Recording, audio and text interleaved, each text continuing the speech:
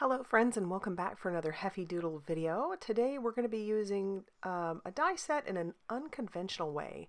But let's talk about the products we're going to be using. We're going to be using this adorable Crumbs stamp set that has the matching dies. I just love those corgis. We're also going to be using this Everyday Sentiments Duo. And we're also going to be using, well, we're actually not going to be using this die. This die is the More Strips of Ease dies. I thought I was going to use it, but I changed my mind. We'll be using this awesome stencil. This is the Cloudy Skies stencil. It's this die set that we're going to be using in an unconventional way, and that one's called the Forest Builders die. Love it. It's very stitched and cool looking, different trees. And then we're also going to be using the Grassy Borders die. I do bring in another stamp set called Hello Everyone. But you'll see that later. So let's go ahead and get started with our background. I have grabbed out that Cloudy Skies stencil, and I am just ink blending with a makeup brush using some Distress Oxide in the color Tumbled Glass. And I originally had some purple tape to hold that in place, but it's really not necessary at this point. Then I'm going to slide my paper into the stencil, which is what makes it so cool. So I'm just going to slide it in there, and then I can hold it in place, and then I can ink blend just the way I did before. So I think that's really, really cool. And then I'll pull it out, and I thought about kind of putting it into the next one, but in all honesty, I only need clouds to go up just a certain way because the rest of it's going to be covered with my scene. So I will once again grab the top of that stencil, hold that down with a little bit more purple tape, and then stencil in my last bit of clouds. But I think that stencil is just such a cool idea. It's a really neat way to add your clouds. And then we'll clean up our mess and we'll move on to doing some die cutting. I've just grabbed out a scrap of green cardstock that I have, and I'm pulling in the Grassy Borders die.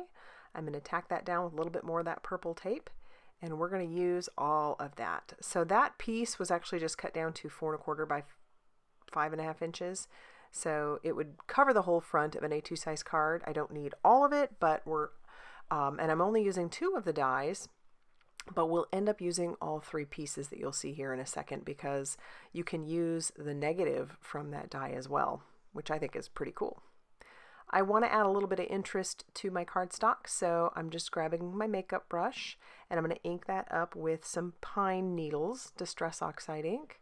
It just adds a little bit of dimension to it and changes up that color a little bit just to make it so it's not so flat.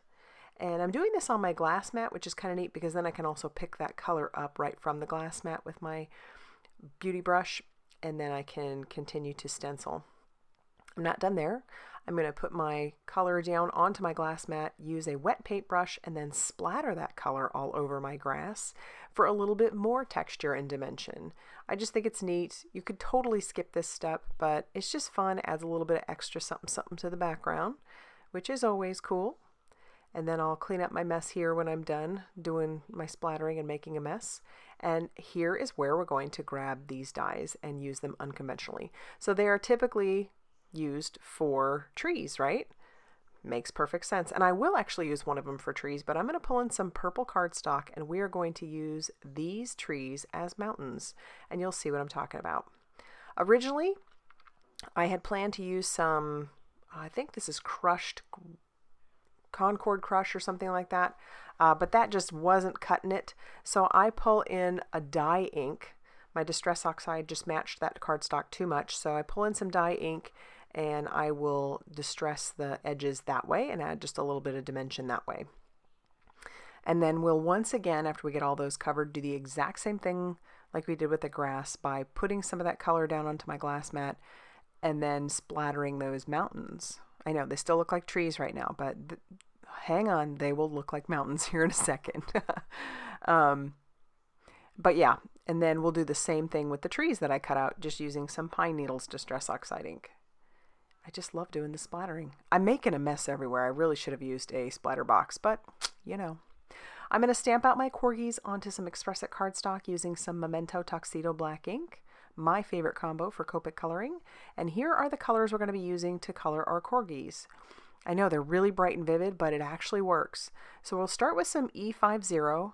Normally I put down a base, and I am sort of doing that, but I'm keeping that E50 just in the places where I would want the very lightest color.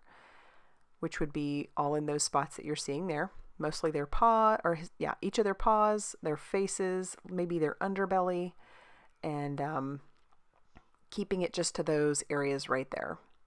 Then we're going to come in with that Y35, very unconventional, because you're thinking, oh, yellow corgis, but it ends up working out. So we'll put down, this is our base of yellow. Anywhere that he would have his color, this is where we're going to put it. And so we'll put that all over all 3 of those little corgis. I love their sweet little faces. There's just something about corgis, especially when they walk. It's their little butts. I don't know what it is. They're so cute. Last summer we saw one hanging out on the beach with its owner, and oh my gosh, it was all we could do not to just run up and try and snuggle up with that pup, I'll tell you. All right, so then we're going to move on to our next color, which is some YR14. And here's where it starts to really come together. I don't want to cover up completely that Y35 because we do want some of that showing through. It's like a golden color. And I know corgis, you know, they typically have different color markings like most dogs do, but we're going to go ahead and do all 3 of ours the exact same. I'll come in with more of that Y35 to blend out that color where it meets with the YR14. And then we'll deepen up the shadowing and shading with that YR14 again. So it'll add a good amount of dimension, and then it'll keep those corgis bright, and they'll have those little golden undertones as well. But it's fun to just go back and forth with that, and it will blend out really, really nicely. You wouldn't think it would, but it really does. And then you can see the difference with our little Y35 corgi over there on the far right with our ones that are blended out pretty good. And I'm even bringing in the E50 to blend that in with their paws a little bit better too. But it's just fun, and you could, you know, do different types of color combinations, make them a little bit more brown, but I thought these little golden ones would be just so cute. So cute. And once again, we'll bring in the E50, and then we'll bring in the YR14 for just a little bit more darkness in some of those areas where there might be a little bit more shading. Which is the nice thing about Copics and being able to layer them up. We'll use a C8 Copic for their noses, an RV11 for the tips of their ears, and then an R24 for their tongues.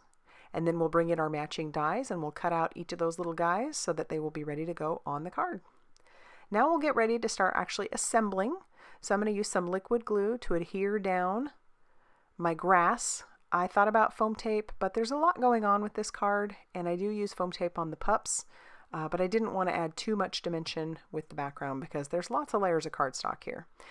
All right, so I've got all 3 of those layers of grass down, and you'll notice there's that border at the bottom. Well, don't worry, we're going to trim that off with our guillotine trimmer, and then that will make it so our grass isn't quite as high either. And then all I did here was take some purple tape and tack down my grass where I want it to be. I didn't want it to be glued down just yet, because I need to tack my mountains down, and I also want to stamp my sentiment, and this word hi comes from the Hello Everyone stamp set.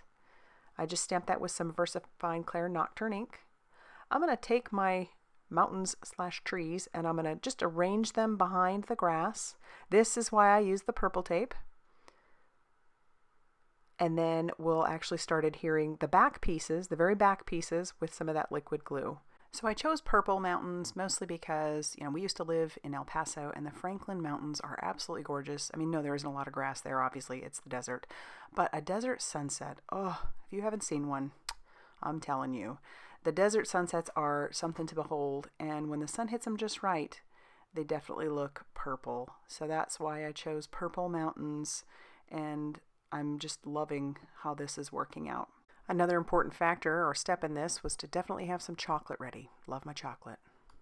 And now I'm going to pull off that purple tape, and then we're going to go ahead and tack down our grass now that our mountains are in place and our stamp has been stamped on there.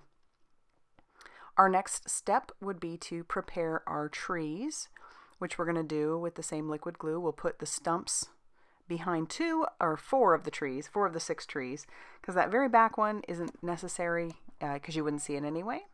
So I'm just going to tack down those trees, leaving them to go off the edge just a little bit. That always makes the scene look like it is continuing past the card, which is very visually appealing in my opinion. And so we'll tack down all 4 of the rest of those trees just to the front there. And then you'll notice, like I said, there's quite a bit of hangover. While I let that dry, I will put some foam tape on the back of our 2 corgis that'll go on the outside. And then we're going to pull in our guillotine trimmer to trim off the excess pieces, because this panel, it actually covers the whole front of an A2 size card.